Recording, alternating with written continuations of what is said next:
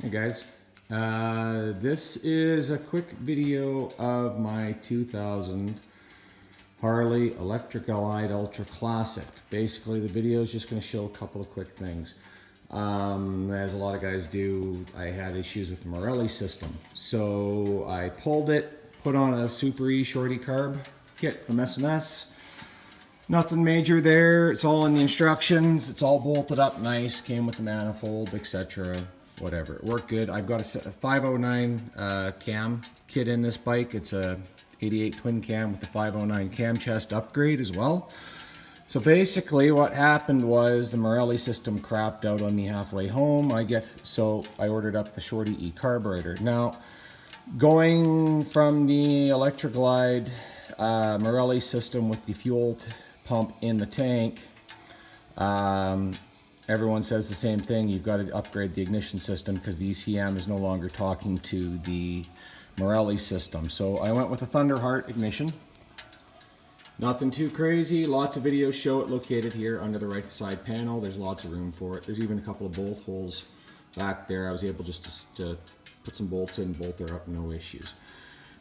Just run it back, ground to the battery. So the two wires, the reason I'm showing the video mainly is wiring. I had a hell of a time finding the wiring schematics for this. Long and short of it, everything you need is under this right cover. So what I did was I picked up the engine crank sensor right here on this 2-pin. It goes to a black and a red, easily seen. I cut the harness off the original Harley and I wired it up. Some guys have issues with it. For some reason you can get the wires backwards, cause a running issue. I didn't get any problems. I followed the instructions. It worked fine. Secondly, what wires do you hook up the tack wire to and your handlebar switch? So on that gray connector there coming off the side, the pink wire goes to the green. That is your tack sensor. That gives you your tack pickup. The white wire with the black stripe, as you can see there, that is your ignition kill switch up in the handlebars. Nothing major, quick and easy, bolt it up, wire it up, solder the connections when you're done. These connections will all be soldered and heat shrunk before I wrap this up.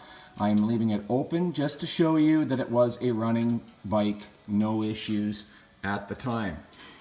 Basically, you turn on your kill switch. There's your kill switch, active or not active. Nothing too crazy. We'll see if it'll start.